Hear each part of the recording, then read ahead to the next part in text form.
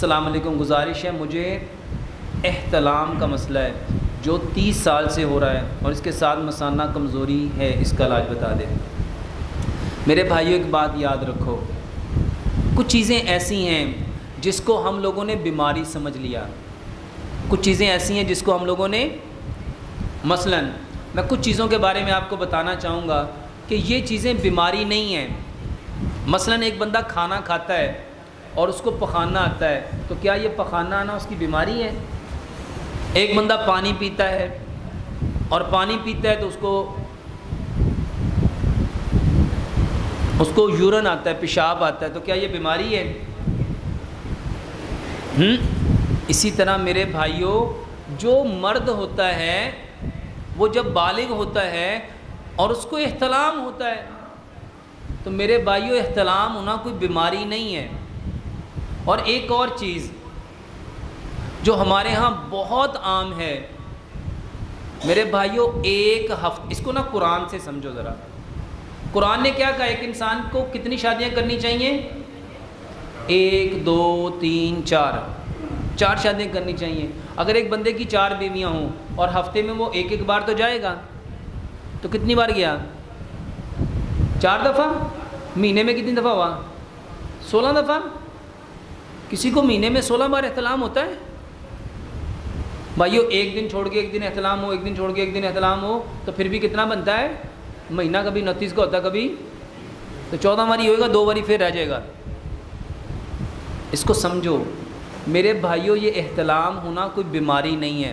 American research بتاتی ہے کہ اگر ایک بندے کو ایک رات میں 3 بار احتلام ہو، وہ تب بھی ہیلدی ہے۔ سمجھو اس کو ایک اور انداز سے سمجھو۔ اچھا، جب احتلام ہوتا ہے تو ہمیں نا ان لوگوں نے پریشان کر کے رکھا ہوا ہے جنہوں نے دوائیاں بیچنی ہیں، جنہوں نے کیا کرنا ہے؟ وہ کہے گا تینوں احتلام ہوئے گا، تیرے گوڈیاں چوں جان نکل جانی ہوں، تیرے لک چ پیڑ شروع ہو جانی ہوں، تیری اکھاں چ ہنیرا آنا ہی، تینوں دن چ تارے نظر آن لگ پینے ہی، تینوں انج ہو جانا ہی، انج ہو جانا ہی۔ بھائیو یہ ساری فیک باتیں ہیں، یہ ساری میرے بھائیوں، جو مرد ہے نا ماشاءاللہ، والیوم بند کر دینا۔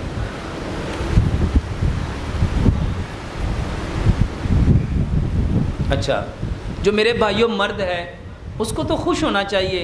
احتلام، اب میں آپ کو نا احتلام کے کچھ فائدے بتانے لگا ہوں۔ ایک بندے کی شادی نہیں ہوئی،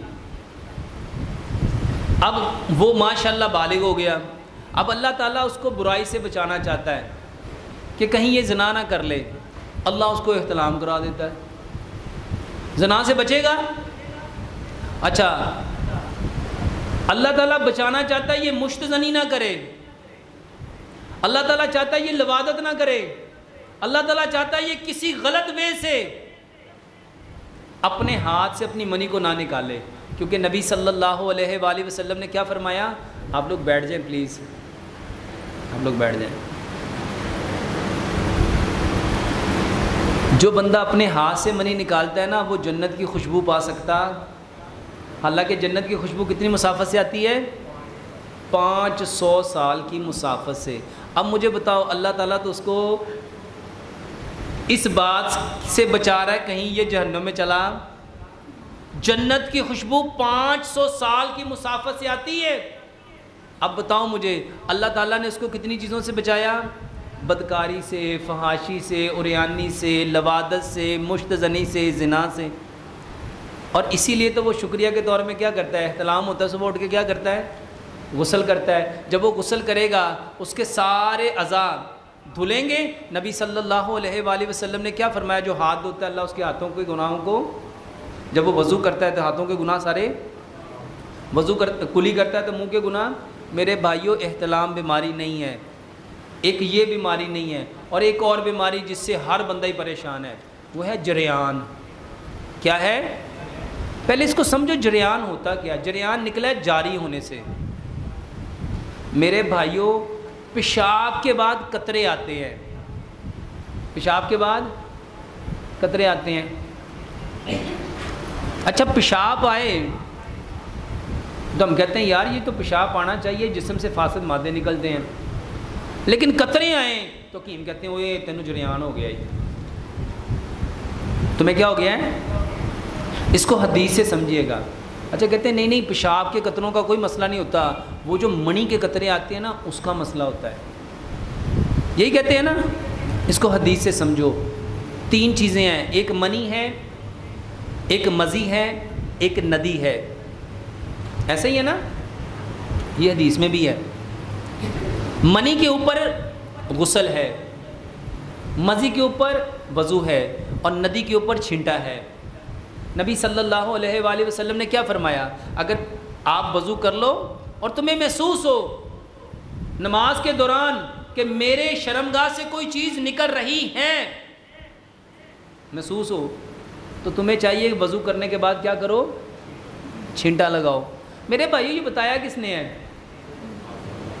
تو نبی صلی اللہ علیہ وآلہ وسلم کو اگر یہ چیز اتنی نقصان دہ تھی تو اس کے بارے میں کچھ اور بھی بتانا چاہیے تھا کہ نہیں؟ اس پہ صرف کیا رکھا؟ ان دیتے چھٹا مار. چھٹا ہم کم مارتے ہیں جب کہتے ہیں یار کوئی مسئلہ نہیں, چھٹا لگاؤ کوئی مسئلہ نہیں ہے.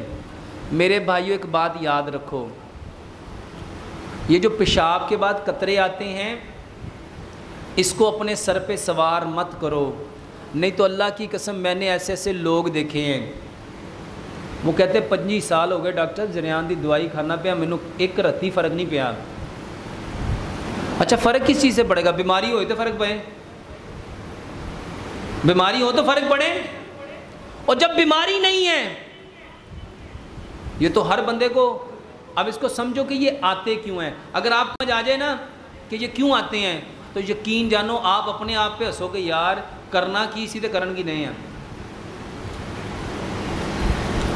ہمیں ذہنی طور پہ ہم نے کچھ دیکھا, کچھ محسوس کیا, ہمارے اندر اریکٹیشن آئی, شہوت آئی. تو جب شہوت آتی ہے تو ہمارے ٹیسٹیکلز میں سے, ٹیسٹیز میں سے کچھ سپرمز, کچھ منی باہر آ جاتی ہے. اب وہ وزنی ہوتی ہے اور وہ جس نالی میں رہتی ہے واس ڈیفرنس میں, اس میں آ کے رک جاتی ہے. ہم جب پیشاب کرتے ہیں تو ہماری پوزیشن اس طرح ہوتی ہے 35 کے اینگل میں, یعنی ہم پاؤں کو ایسے اپنے پیٹ کے ساتھ لگا کے بیٹھے ہوتے ہیں, ایسے بیٹھتے ہیں نا واش روم میں. تو جب ہم اس پہ پریشر کرتے ہیں تو نیچے سے زمین میں جو فورس آف گریوٹی ہے وہ ہر چیز کو نیچے کو کھینچ رہی ہوتی ہے. تو وہ اب جو ڈراپ ہوتے ہیں وہ تھوڑے سے آگے آ جاتے ہیں. اب ہم اٹھتے ہیں, بیٹھتے ہیں, چلتے ہیں, پھرتے ہیں. مثلا نماز میں وضو کیا, ہم کھڑے ہوئے, رکوع میں گئے, سجدے میں گئے, اٹھے, ہمیں محسوس ہوا کہ ہمارے اندر سے کوئی چیز نکل رہی ہے. میرے بھائیوں یہ وہی ڈراپ تھے جو ہمارے ہی تھے, اور جس کو 1 مہینے میں ہم کتنی بار نکال سکتے تھے؟ 16 مرتبہ. وہ پوری نکل سکتی تھی. بتاؤ نکلنے سے کمزوری آنی تھی, کمر میں درد ہونا تھا. میرے بھائیوں جس کے پاس چیز ہوتی ہے وہی دیتا ہے نا, تو جندے بیچارے کو ہے ہی نہیں, اور بیماری تو اسی جندے کو ہے نہیں. ادھر ڈاکٹروں نے, حکیموں نے, ان لوگوں نے آپ لوگوں کا دماغ خراب کر دیا. میرے بھائیوں یہ پیشاب کے بعد اگر منی کے قطرے آئیں, وہ منی نہیں ہوتی, وہ کیا ہوتی ہے؟ اس کو کیا نام دیا گیا ہے؟ ندی. تو ہم نے کیا کرنا ہے؟ وضو کے بعد صرف چھینٹا لگانا ہے. اور میں آپ کو 2 طریقے بتاتا ہوں, بلکہ 3 طریقے بتاتا ہوں. زندگی میں کبھی یہ پرابلم ہی نہیں ہوگی. پہلا طریقہ, جب آپ استنجے سے فارغ ہو جاؤ تو میرے بھائیوں ایک تو اپنے نا یہ جو آپ کا اعضائے تناسل ہے, پینس ہے, اس کو میرے بھائیوں اس 2 انگلیوں میں لے کے جھاڑو. اس کو کیا کرو؟ اس کو جھاڑو. پہلے نمبر پہ ایسے بھی جھاڑ سکتے ہیں, ایسے بھی جھاڑ سکتے ہیں. اس کو اچھی طرح نچوڑو تاکہ کوئی قطرہ اس میں رہ نہ جائے. دوسرے نمبر پہ میرے بھائیوں ایک دفعہ اٹھو پھر بیٹھو, پھر اٹھو پھر بیٹھو, پھر اٹھو پھر بیٹھو. 10 دفعہ اٹھو اور بیٹھو.